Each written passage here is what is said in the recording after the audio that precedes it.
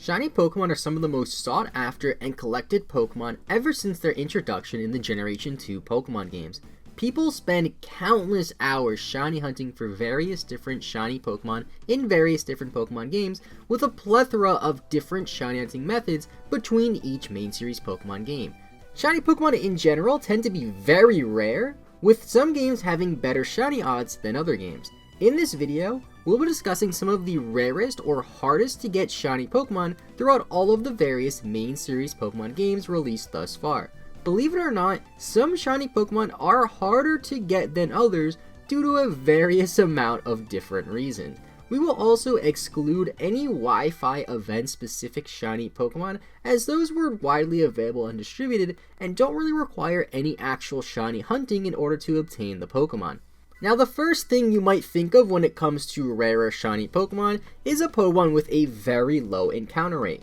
This will make the Pokemon difficult to find whether it's shiny or not, which in turn will make finding a shiny Pokemon even harder. This is the case when you shiny hunt a Salamence in Sun and Moon, for example, which behaves very similar to just about any other 1% encounter Pokemon, so we don't really need to go over every single one. All you need to know is if a Pokemon has a really low encounter rate, such as 1% or lower, then finding a shiny version of that Pokemon will be even more difficult than a typical shiny Pokemon. Now next up, we have one of my personal favorite on this list, and that's Vespiquen. Vespiquen is an interesting one, as since it can only be female and evolves from Combi, that means you will need to not only find a shiny Combi in order to evolve it for a shiny Vespiquen, but you also need a shiny Combi that is a female. This is one of the more well-known rare shiny Pokemon I'm sure of, mainly due to the fact that finding a shiny Combi is further amplified by the fact that the chance of finding a Combi that is female is also only 12.5%, meaning you will most likely encounter a lot of shiny male Combis before finally encountering that shiny female Combi, which can then evolve into your Vespiquen. You can also breed for a shiny Combi, which doesn't affect the gender ratio, but it does make it a bit easier since you don't have to constantly re-encounter Combis, which in some different Pokemon games is harder to do than others. If you were to even search up shiny Vespiquen reaction on YouTube, you'll actually find quite a few shiny hunters who finally managed to pull off shiny hunting for their shiny Vespiquen or Combi, and they're some of the craziest and most hype reactions I've ever seen when it comes to shiny hunting. Next up, we have shiny Salazzle, which behaves very similarly to shiny Vespiquen. Salazzle can only be female as well, and it evolves from Salandit, which has the same gender ratio as Combi, as 85% male and only 12.5% female.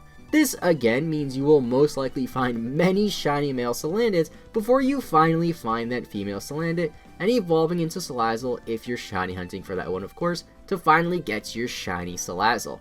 There's a few other Pokemon that behave kind of similarly to Salazzle and Vesp when it comes to finding a shiny Pokemon. For example, if you look at a Pokemon like Litleo, it evolves into Pyroar, which has a male and female form. Although those are technically the same Pokemon, if you want the male form, it is actually much harder to find than the female version, as the male forms only have a 12.5% encounter rate, just like Salazzle and Combi. Now this next shiny is actually very different, as although it can be obtained in the virtual console copies of Pokemon Red and Blue without any external cheating devices or external cheating software, it's a Pokemon that wasn't even intended to be caught in these games in the first place. This Pokemon, of course, is the mythical Pokemon Mew, and I'm sure most of you guys watching this video are aware of the fact that in Pokemon Red and Blue, you can do a rather specific glitch that's not that difficult to do to manipulate the game into letting you encounter a wild Mew. There's a few different variations of how to make this glitch happen and make Mew appear, and similar glitches work with other Pokemon, not just Mew in Red and Blue, but since Generation 1 doesn't include shiny Pokemon,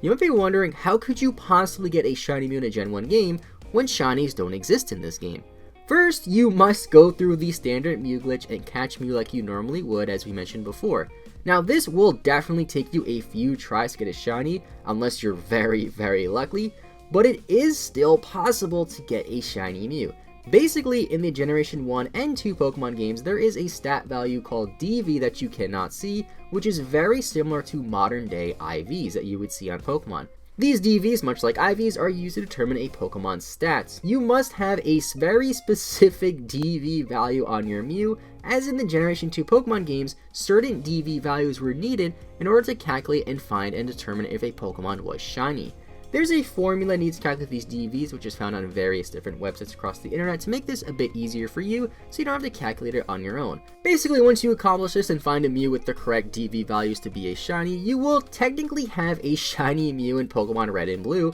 although it won't appear as shiny in this game, since of course shiny sprites don't exist in Red and Blue. The key issue here, however, is even if you manage to pull this off and have the correct DV values, this shiny Mew will not be recognized as a legitimate Pokemon unless you do certain other steps. Now, in order to have the Mew seen as legit in the eyes of the Pokemon games, you must nickname your character in Red or Blue as just GF, which stands for Game Freak, and you must make your trainer ID the number 22796. This is because this trainer ID in combination with this trainer name mimic that of an event Mew from Red and Blue, which tricks the game into thinking that this Mew was obtained legitimately and not through a glitch. This is very difficult to do, as you actually have to constantly reset your game until you get this correct trainer ID, as trainer IDs are assigned randomly in every game, so good luck getting the correct ID. Because of all these various different steps needed to finally encounter Mew, Mew is one of the most difficult to obtain shiny Pokemon without relying on any specific events or Wi-Fi events, of course.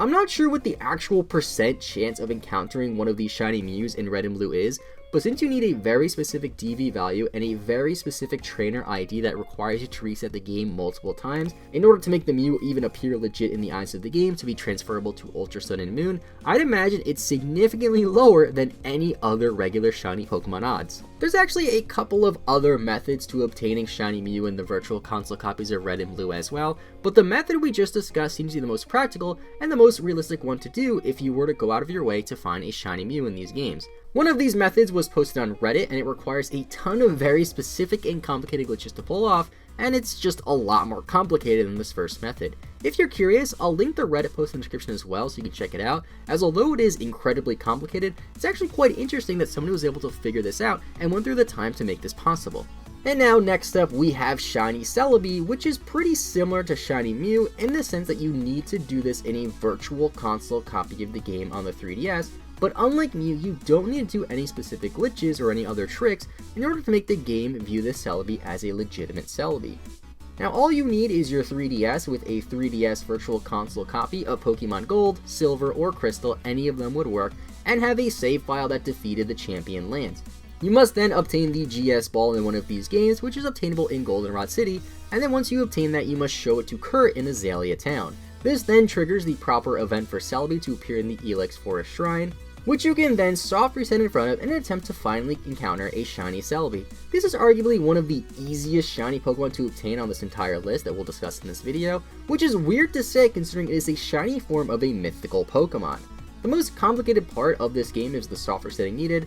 which can take a few hundred or even thousand attempts if you're that unlucky. Luckily, unlike Mew as well, you will be able to tell that Celebi is shiny once the battle starts, as Generation 2 includes the proper shiny sprites when you encounter Pokemon. And the final shiny Pokemon I want to discuss that's very difficult to obtain is yet another mythical Pokemon, and that is the mythical Pokemon Manaphy. The first way to obtain a legitimate Manaphy in all of Pokemon was to complete the original Pokemon Ranger game for the Nintendo DS, and then transfer a unique Manaphy egg into your copy of Diamond or Pearl.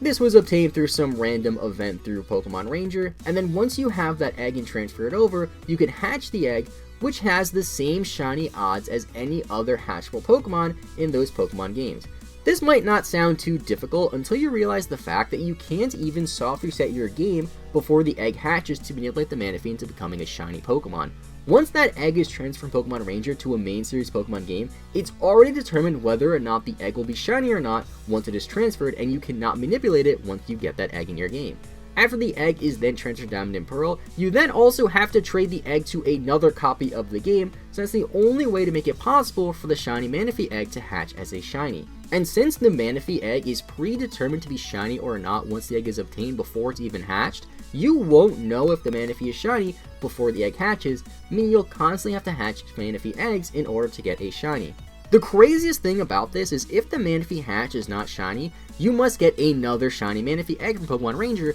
which requires you to complete Pokemon Ranger yet again. The kicker here though is you have to complete Pokemon Ranger on a different copy of the game in order to get a different code, as if you use the same copy every time and the Manaphy's not shiny, that means the egg will never hatch as a shiny. This is incredibly tedious and time consuming, would probably cost a lot of money since you would need a lot of copies of Pokemon Ranger, but on the bright side, at least we know there is a legitimate way to obtain a shiny Manaphy without any other cheating device, so I guess that's kind of nice. And those are just some of the hardest shiny Pokemon to obtain. Let me know in the comment section down below if there's any other really difficult shiny Pokemon to obtain that we did not discuss in this video, as I'm sure there's at least one or two or more that I have missed. The concept of shiny Pokemon is just insane to me as well. Over the years, shiny Pokemon have changed a lot as well, which a lot of you might not even realize. Some games have different shiny outs than others, and some games have very different shiny hunting methods than others, and some games have Pokemon that can't even be obtained shiny legitimately in their games. I wonder how Sword and Shield will continue shiny hunting as a trend,